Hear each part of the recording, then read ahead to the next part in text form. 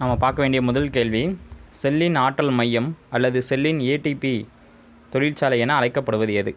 முதல் கேள்வி, செல்லோட power house எது அப்படின்னு கேட்டிருக்காங்க. செல்லோட ஆற்றல் மையம் அப்படின்றது, அந்த ஆற்றல் மையம்ன்றது என்ன அப்படின்னா, உணவில் கிளக்கக்கூடிய அந்த குளுக்கோஸை ஆக்சிஜன் உதவியோட சிதைத்து தாவரங்களுக்கு தேவையான ஏடிபியை உருவாக்குறதான் இந்த மைட்டோகாண்ட்ரியாவோட முக்கியமான வேலை. அதைத்தான் இங்கே கேள்வியை கேட்டிருக்காங்க. செல்லின் ஆற்றல் மையம் அல்லது செல்லின் ஏடிபி தொழிற்சாலை என அழைக்கப்படுவது எது அப்படின்னா மைட்டோகாண்ட்ரியா. இந்த மைட்டோகாண்ட்ரியா அப்படின்றது தாவரங்களோட நுண்ணுறுப்பு. இதில் பார்த்திங்கன்னா வெளிப்புறச்சவ்வு உட்புறச்சவ்வு அப்படின்னு ரெண்டு இருக்கும். இந்த வெளிப்புறச்சவ்வுக்கு அடுத்து மடிப்பு இருக்கும். அந்த மடிப்புக்கு கிரிஸ்டே அப்படின்னு இங்கிலீஷில் சொல்லுவாங்க. இங்கே என்ன நிகழும் அப்படின்னு பார்த்தீங்கன்னா, தாவரங்களிலிருந்து கிடைக்கக்கூடிய குளுக்கோஸ் ஆனது ஆக்சிஜன் பயன்படுத்தப்பட்டு ஏடிபியாக மாற்றப்படுது. அந்த ஏடிபிக்கு என்ன அர்த்தம் அப்படின்னா அடினோசின் ட்ரைபாஸ்பேட். இதுதான் ஆற்றலுக்கு உதவக்கூடியது. இதைத்தான் இங்கே கேள்வி கேட்டிருக்காங்க. அப்போ செல்லின் ஆற்றல் மையம் அல்லது செல்லின் ஏடிபி தொழிற்சாலை என அழைக்கப்படுவது எது? மைட்டோகாண்ட்ரியா, இங்கிலீஷில் பவர் ஹவுஸ் அப்படிம்பாங்க. இந்த கேள்வி ரொம்ப முக்கியமான கேள்வி. அடுத்து பாருங்கள், மசாகன் கப்பல் கட்டும் தளம் அமைந்துள்ள இடம். மசாகன் கப்பல் கட்டும் தளம் அமைந்துள்ள இடம் எதுனா மும்பை. இந்தியாவில் வெவ்வேறு மாநிலங்களில் கப்பல் கட்டும் தொழிற்சாலைகளோ அல்லது கப்பல் கட்டும் தளங்களோ இருக்குது. அதைவிட இந்த மசாகன் ரொம்ப முக்கியமானது.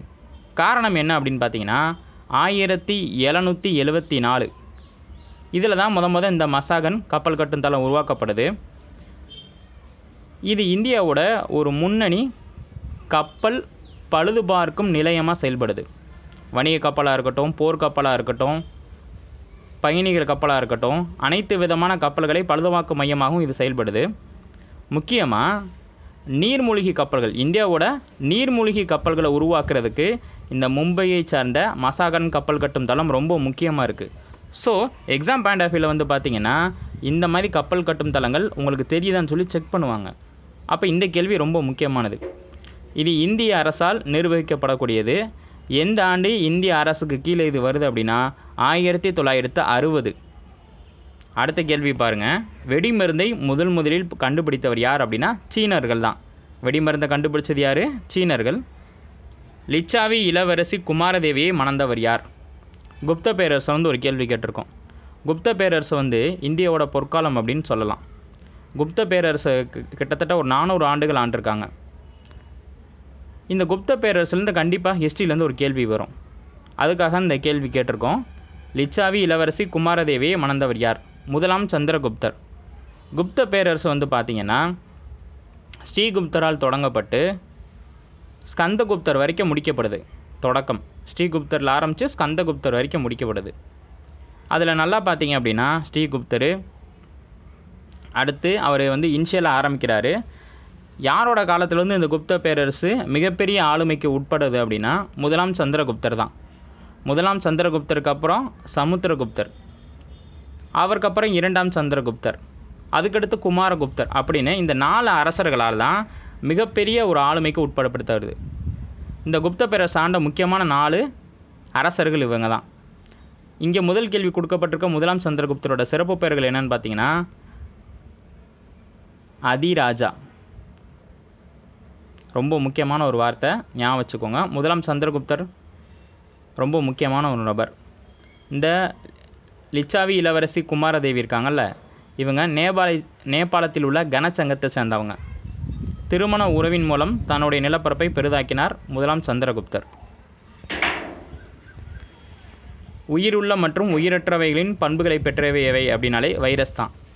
உயிருள்ளது உயிரற்ற 2 பண்பையும் பெற்றிருக்கிறது வைரஸ் தான். அருங்காட்சியகங்களில் உள்ள பழங்கால நினைவு சின்னங்களை பாதுகாக்க பயன்படும் வாயு எது அப்படின்னா இயற்கை வாயு.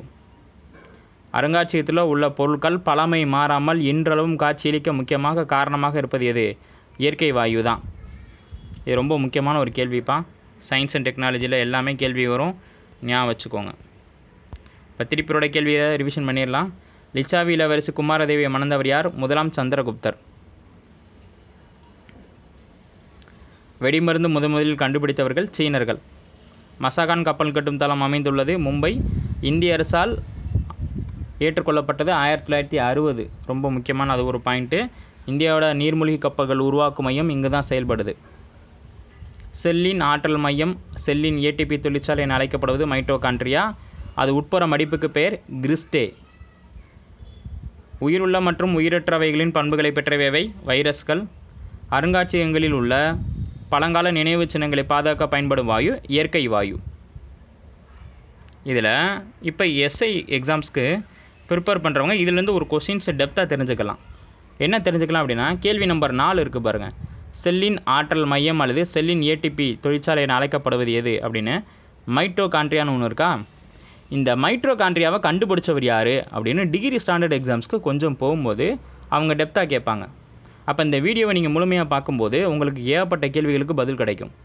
அப்போ பேசிக்ஸாக கேட்டால் கிரேடு 2 கான்ஸ்டபிள் டெட்டுக்கு எக்ஸாம்ஸ்க்கு உதவும். இந்த வீடியோவில் அந்த பாயிண்ட்டை அந்த கேள்வியை புரிய வைக்கிறதுக்காக தான் இந்த டெக்னிக்கல் வார்த்தையை சொல்கிறேன். அதாவது மைட்டோகாண்ட்ரியாவை கண்டுபிடிச்சது யார், மைட்டோகாண்ட்ரியானா என்னன்னு பார்த்தோம், அதுக்கான பண்புகள் பார்த்தோம், அதுக்கான பணிகள் பார்த்தோம். இப்போ டெப்த்தாக யார் கண்டுபிடிச்சாங்க அப்படின்னு கேள்வி வரும். கோலிக்கர் 1857. அப்போ மைட்டோகாண்ட்ரியா யாரால் கண்டுபிடிக்கப்பட்டது? கோலிக்கர் 1857. அடிஷ்னல் இன்ஃபர்மேஷன் ஞாபகம் வச்சுக்கோங்க. அடுத்த கேள்வி போயிடலாமா? அழுத்தத்தின் எஸ்ஐ அலகு என்ன? பாஸ்கல். அழுத்தம்னாலே எஸ்ஐ அலகு என்னது? பாஸ்கல் தான். பண்டங்கள் மற்றும் பணிகளின் வரி இந்திய நாடாளுமன்றத்தில் எந்த ஆண்டு நிறைவேற்றப்பட்டது? ஜிஎஸ்டி எப்போ நாடாளுமன்றத்தில் ஏற்றுக்கொள்ளப்பட்டது? மார்ச் 29, 2017. ஒரே நாடு ஒரே வரி, இதை ஷார்ட்டாக கேட்பாங்கப்பா. ஒரே நாடு ஒரே வரி, இது ஒரு மறைமுக வரி தான், ஞாபகம் வச்சுக்கணும். இந்தியாவில் வரிகள் 2 டைப்பு, 2 வகை. ஒன்று நேர்முக வரி, இன்னொன்று மறைமுக வரி.